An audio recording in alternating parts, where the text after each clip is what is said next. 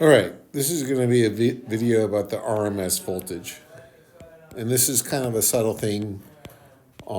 It's used a lot in calculating power, but it's a concept that comes into play when we use transformers that we've discussed in the previous video, which relate to power. So RMS stands for, whoops, what just happened? R stands for root, which is square root. And then M stands for mean, which is average, so the mathematical term for average, mean. And S stands for squared. So we have both square and square root.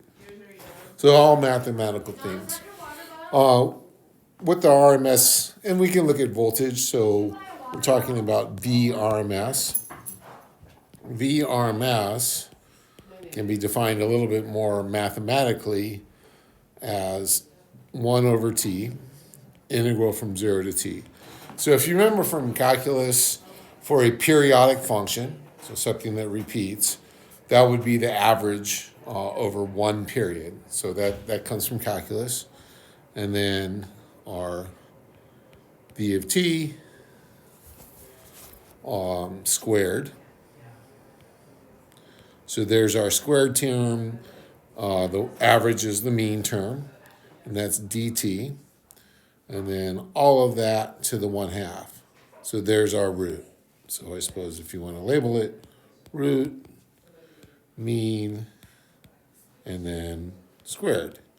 That's where all that comes from. And at this point, we just need to know what our mathematical function is, and we can do the calculus.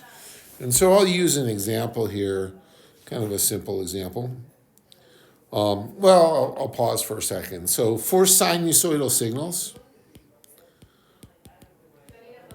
it turns out, and you can go through and you can prove this to yourself, the RMS value is 1 over square root of 2 times the amplitude. And that's kind of a boxable equation. So that comes out of just plugging in a sinusoidal expression for our mathematics in that expression that we looked up above.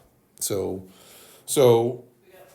one thing to mention here is we've talked about wall power being, and by wall I mean something you plug into the wall, 120 volts. So you may have heard people say it's 120, and it's actually 120 VRMS.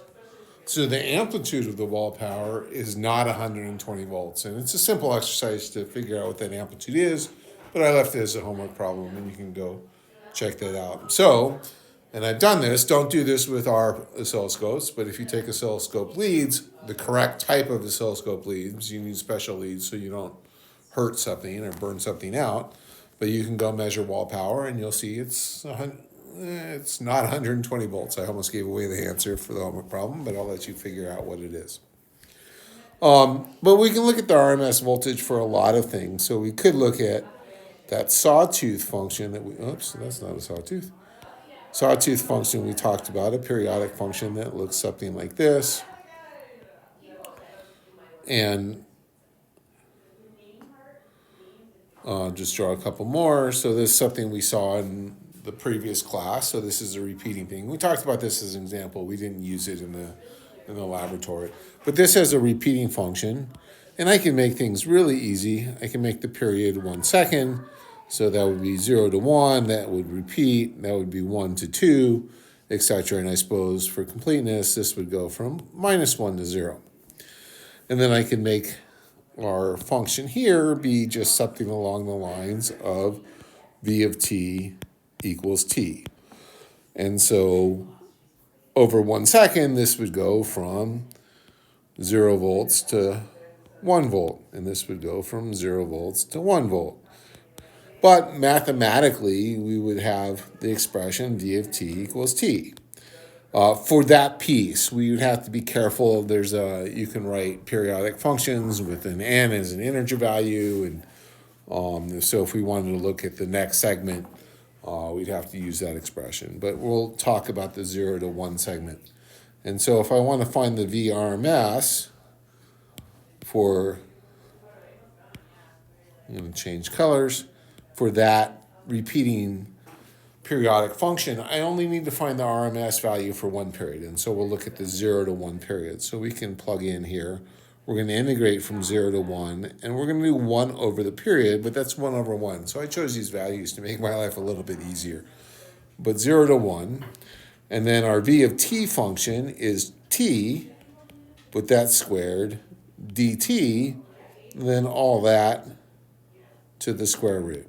So we can start to simplify things a little bit. 1 over 1 is 1, certainly, and 0 to 1 t squared dt, and then after the integration, we have the 1/2, and clean that up a little bit.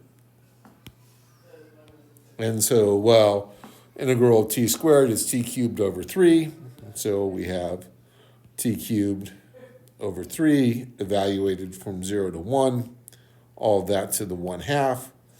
We can plug in 1/3 minus 0 to the 1/2, and we get 1 over square root of 3. And that would be the RMS value for the sawtooth function. I should point out that we have a 1 over square root of 2 term here for the sinusoidal function. So any different type of periodic function, you have to plug in the mathematics to figure out what the RMS value is. And so I left an exercise. We can look at the RMS value of a square wave, and that's something that comes up sometimes. And if you look around, I'm sure you can find some discussions if you need help. But it's here in the mathematics, and I'm happy to answer questions if you have questions about the mathematics as well. So a little bit of calculus coming back to give us our calculation for the RMS value.